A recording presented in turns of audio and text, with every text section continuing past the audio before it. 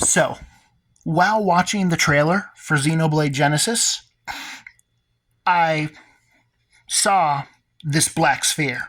And when I saw this, my initial first thought was that looks like, the black darkness spheres that Malos throws. So, like, is this actually connected to him, or is it just like a darkness ether crystal? But that's not really what we're here to talk about. I wanted to actually talk about that then once he drops it in, it transforms, and it quite clearly becomes the fucking Pneuma sword. So, what the fuck does this mean? Well, there's a couple things. One is that in the timeline that we know, the situation is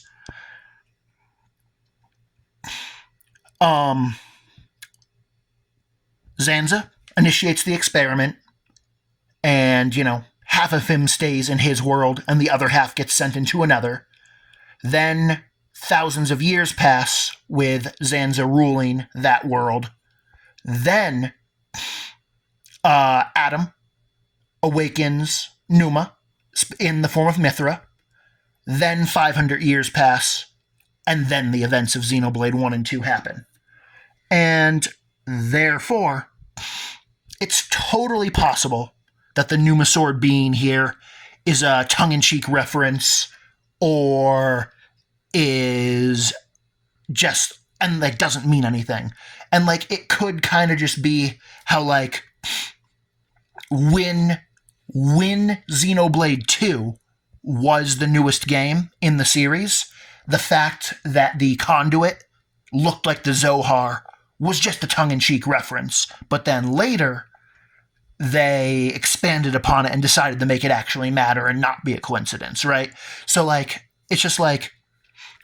So, yeah, it's very possible that this is literally just here so that Xenoblade fans will be like, holy shit, Pneuma's sword, what's it mean? And that it means nothing. However, if we take this at face value and are like, yes, the protagonist's sword is powered by Pneuma's sword, and therefore this is technically Pneuma's Aegis in a new form that is a blade and not a human, well, that would mean that this story would have to be set after Adam awoke Mithra in Torna, or it's some wacky bullshit of like, no. There's infinite universes in the multiverse, and therefore there's technically like a different Pneuma core crystal out there somewhere in a different universe, and that therefore this is Pneuma, but it's a different Pneuma in a different universe. Or this world is the world that was created by Ouroboros at the end of Xenoblade 3, and Mithra in this world is taking on a sword form that is non-human the way she was in the world of Xenoblade 3. Because obviously in Xenoblade 3, her core crystal is in Matthew's gauntlets, which then gets passed down to Noah and becomes his sheath, right? And so it's just one of those questions of like, what does this mean? And so it's like which of these possibilities is actually real, right? Because it could be any of these possibilities, or it could just be that they're fucking with us, or it could just be like some wacky abstract idea that no one's thought about, right? However, it is interesting because I was definitely personally leaning towards this is a land warmed by the light of 6 suns, and it is here where mankind would learn that the vengeance of a fallen god had yet to be fulfilled. I mean, so realistically, at first I thought that that was essentially their way of saying that, this was Zanza's world before Zanza raised them, because we know that in Xenoblade 1, Zanza used that world as a fuel, and that he reset the world and wiped the people out there multiple times. But it's also true that the fact that the world seems to be on the inside of a sphere, and that there's 6 suns, but the suns might also be artificial if they're inside of the sphere, maybe, that it makes me think maybe not. But I also feel that if it's spoiling, a god's gonna get vengeance in a trailer, in the first trailer, without it being a Zanza reference, would also feel a little weird. So I just don't know.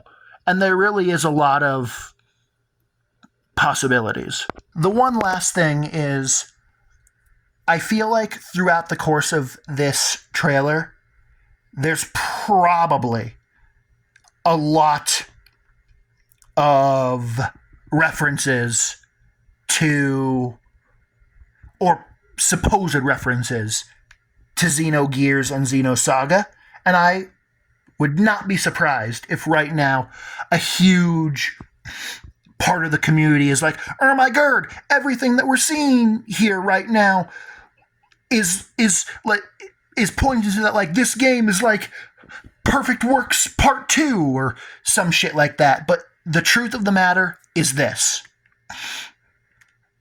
Xenosaga and Xenogears are all games where, in order to play them, you need a PC that is capable of emulating PS2, or you need old consoles and $250 per game. And therefore, I haven't played any of these 4 games, and I know that most of you haven't played them, and for those of you that have, most of you have done it illegally.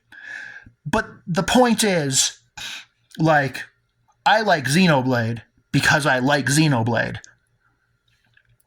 If they ever make Gears and Saga officially available, I will buy them and I will play them.